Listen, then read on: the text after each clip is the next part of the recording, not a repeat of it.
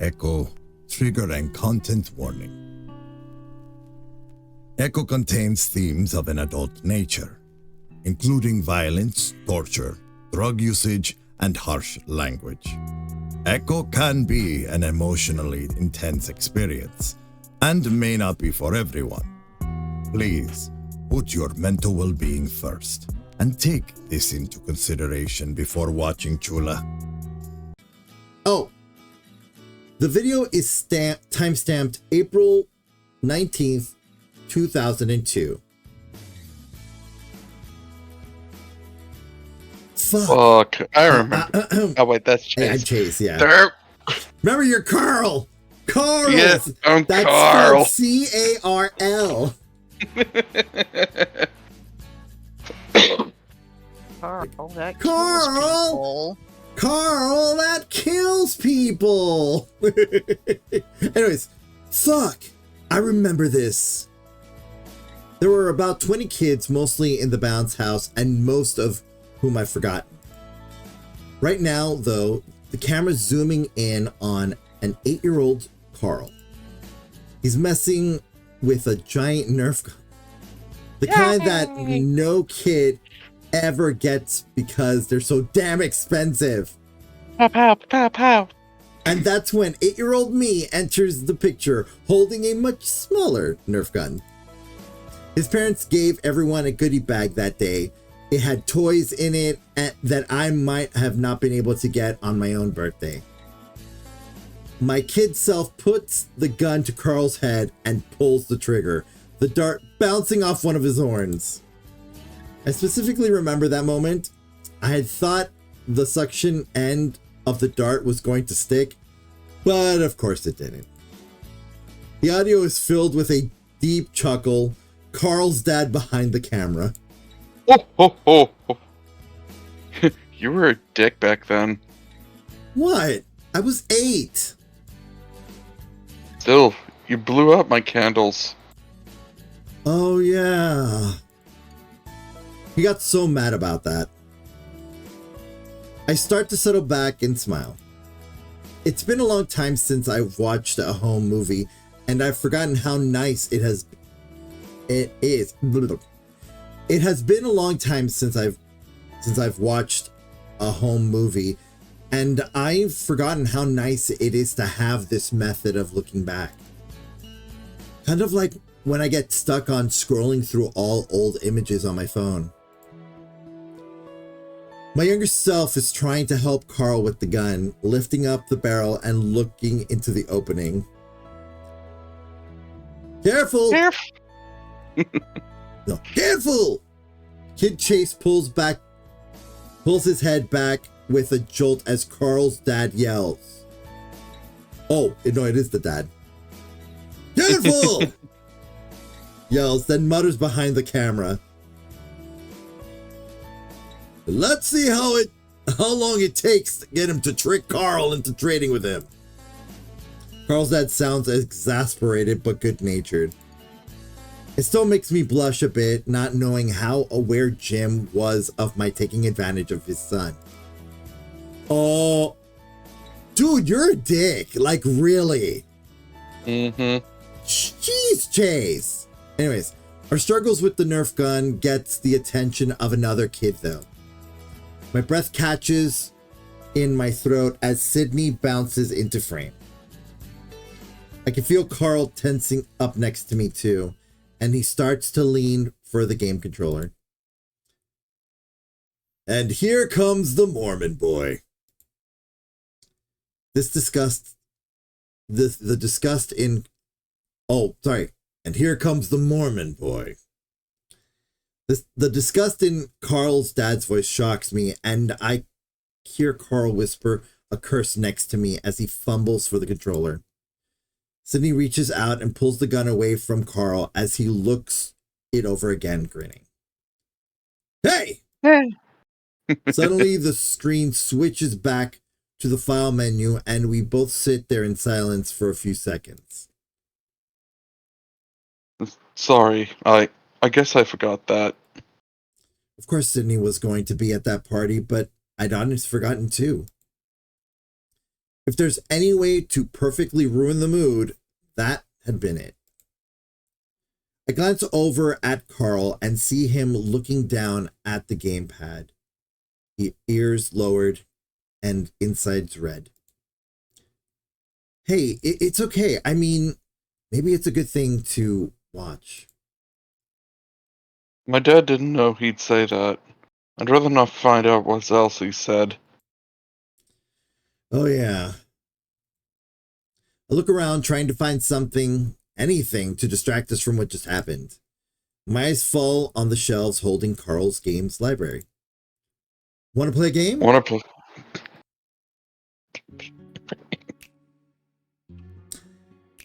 It's just like old times as we co-op through Winter Castle. The fact that he still has the old save files from when he was in college makes it all more nostalgic.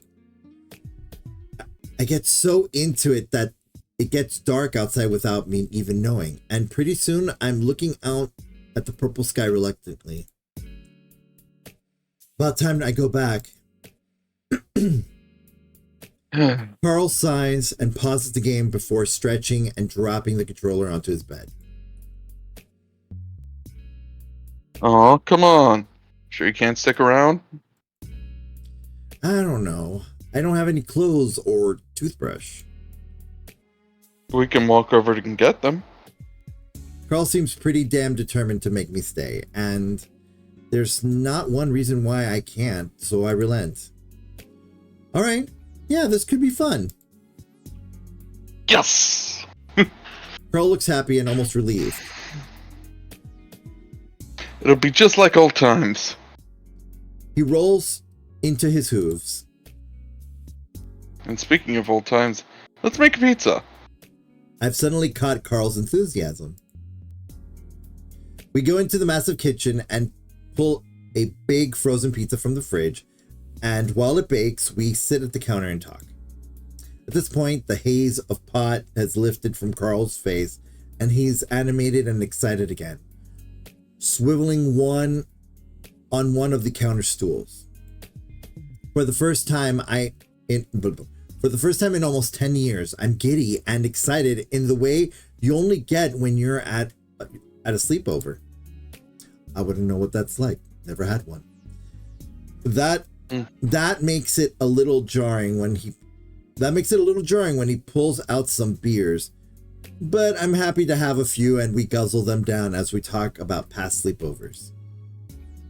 Pretty soon our reminiscing drifts into the present, and that's when the conversation slows a bit, Carl having less to say. I try to change the subject and tell him that he should come back to school. He just smiles and shakes his head.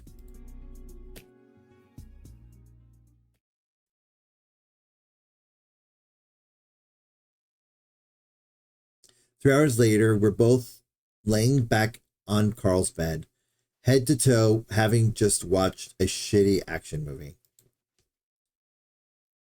We didn't end up going to get my stuff, so I'm just in my boxers, pleasantly drowsy and buzzed. I hear Carl snuffle and look down my chest. I hear Carl snuffle and look down my chest at him. What's up? He looks over at me and shrugs. Nothing. Just thinking. What about? During our past sleepovers, Carl had always been afraid to be the last to fall asleep. He tried to keep me up by talking, rolling over on top of me, and sometimes just throwing shit at me. I wonder if that's what he's doing now. I don't know. Life? Being bare-chested and cuddly. That's a lot to think about. Not for me. I look over at him again. He's holding one paw up, looking through his fingers at the ceiling fan. You're just figuring things out. Carl lets his arm flop down over his head, blowing out a sigh. I'm not figuring things out, man. I don't say anything. It's cool that he's reaching out to me, but I'm sure but I'm not sure I can offer any advice that he hasn't heard before. I just wish I could be doing something. I think for a moment. You've done a lot more than some people I know. I mean, your art is great. You did go to school, even if you dropped out, and you were working while you could. There are a lot of people out there who can't even say that. Carl laughs, but it's a sad kind of laugh. Try saying that to my mom. She's always got something to do and always wants to do something. I just don't feel that. He turns his head towards me. Wish I did, Chase, but I just can't. His voice catches on his throat, and I shrink a bit into the bed and pretend not to notice. The beer we've had is definitely partly to blame for this. He turns his head toward the wall, though, and I'm guiltily relieved that when he talks again, his voice is under control. I just wish it wasn't a goddamn chore for me to just go outside, you know? I didn't know, but I nodded anyway, even if he can't see. He's waiting for me to say something, though, so I clear my throat. It's fine. You know, Carl, some people are just like that. He looks down at me, but doesn't say anything. If it's so hard to get out, then just don't.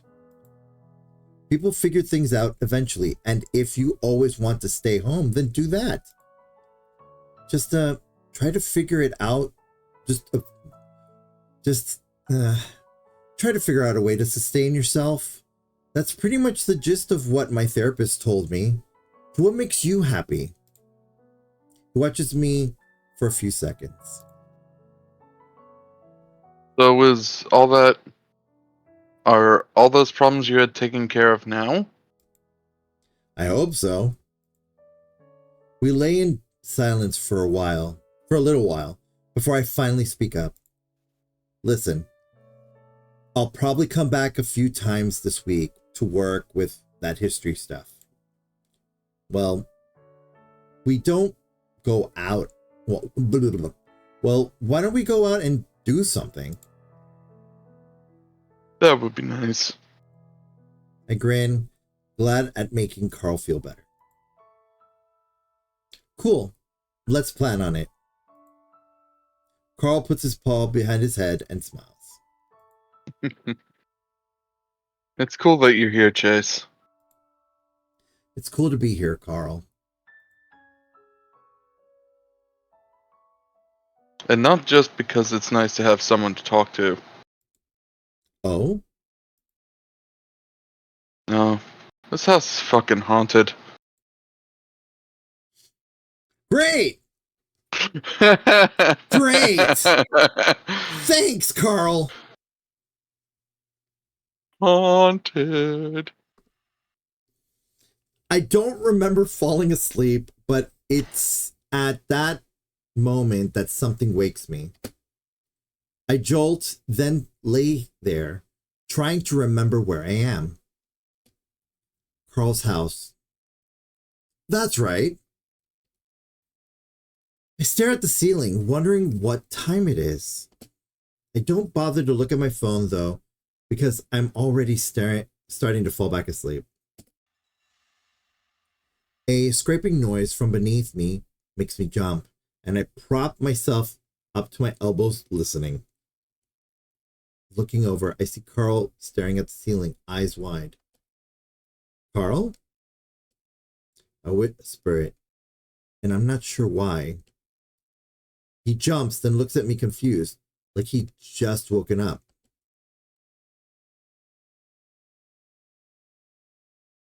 Huh? Are you okay? Yeah, what's wrong? I think I hear something. His floppy ears perk up. I don't. Then his eyes widen. Although I didn't hear anything right then, he definitely did. You hear it? Yeah, like a scraping noise I told you about. Yeah. He looks happy. Oh, I'm not fucking crazy. We both sit there and listen for a while, but it sounds like it stopped. Want to go see what? Suddenly, his eyes widen and his muzzle drops open in shock. I stare back. What?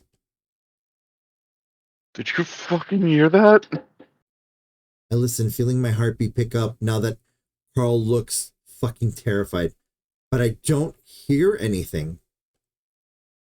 What? A fucking voice.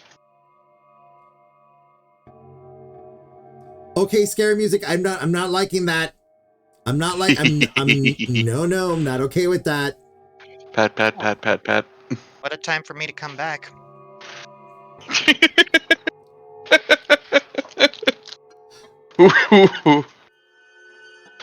Oh, it gets better. Oh yeah. Nah.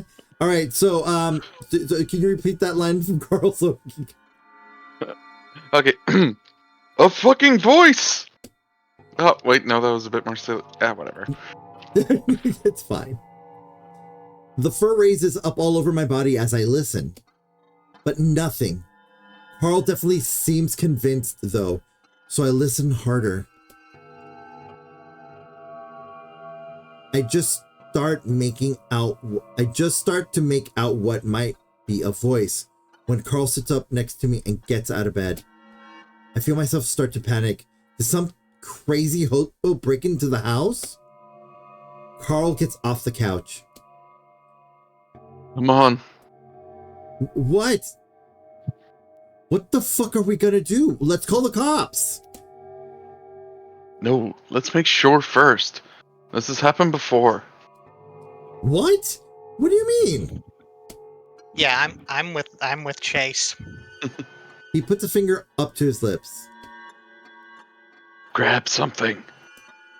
What? I follow Carl out to the kitchen as he starts rummaging through the drawers. I follow him, hugging my shoulders, feeling a lot colder right now. With the sound of metal sliding against metal, Carl pulls out a giant steak knife. Oh no. What the fuck? Quieter. Dude, I've been hearing this shit for the past month, and I've been too scared to go down there. But now, with you here... He flashes me a smile. I'm going to find out what the fuck this is. Here. He reaches into a spot between the fridge and the wall and pulls out a broomstick before sticking it out to me. I take it slowly. What the hell am I supposed to do with this? Hit him. Come on. Paul starts down the stairs and I follow behind, holding the broomstick in front of me like a sword. I've never had to hit anyone with a stick before. I have no idea what I'm doing. Once we get to the small door leading down the crawl space, Carl pauses and we both listen. It's silent for a while. Then,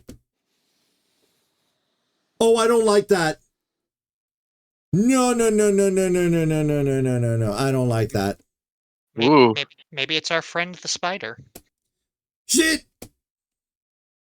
Carl looks at me like I'm crazy, not reacting to the noise at all.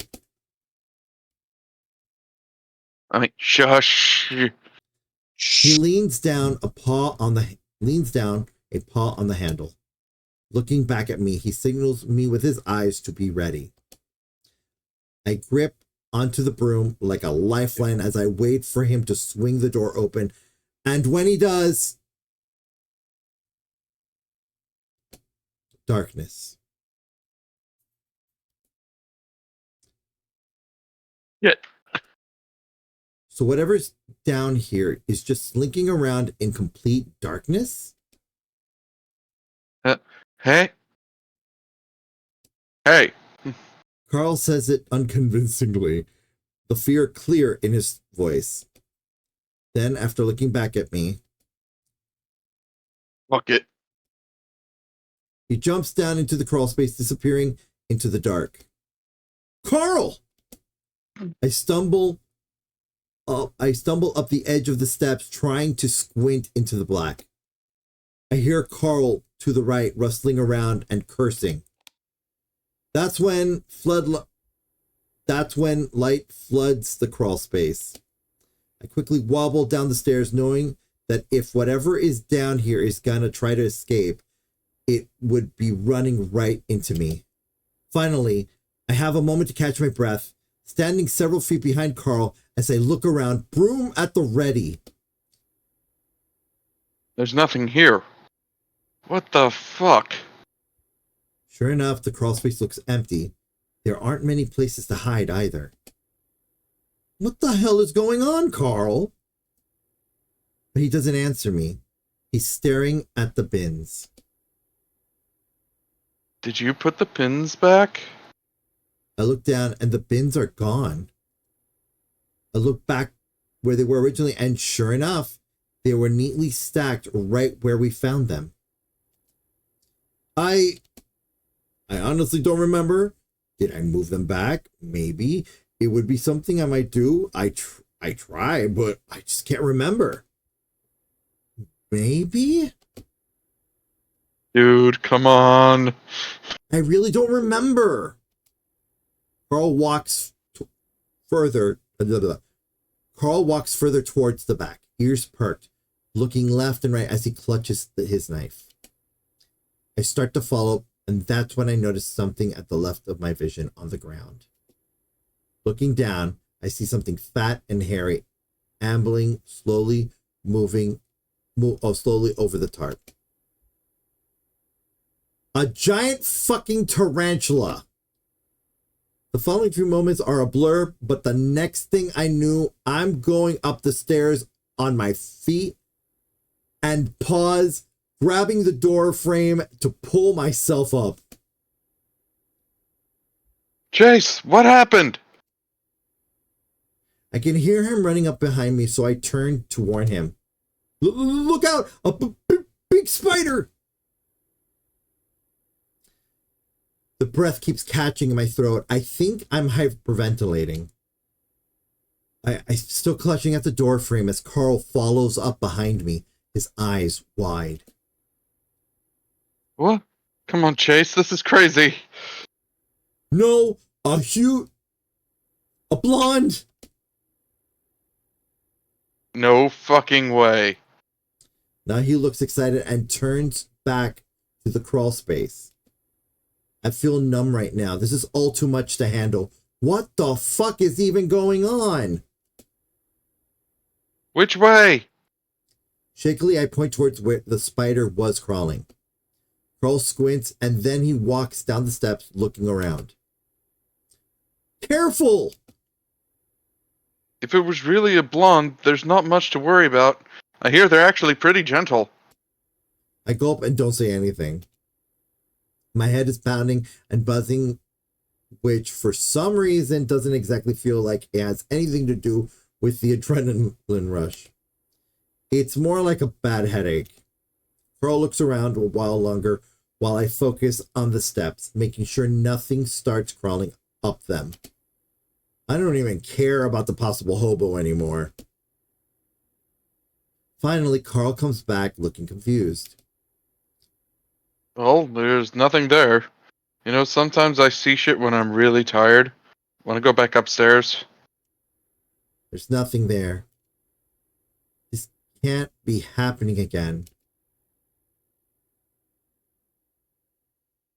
Hey there, rookies! Thanks for watching this week's episode of Terrified Tuesday. If you liked what you saw, please like, comment, and subscribe, as it does help out the channel. To catch up on previous episodes on this series, please check out the playlist over here, or to watch the previous episode by clicking over here. And remember that today's adventure may have ended, but your story continues. Until next time.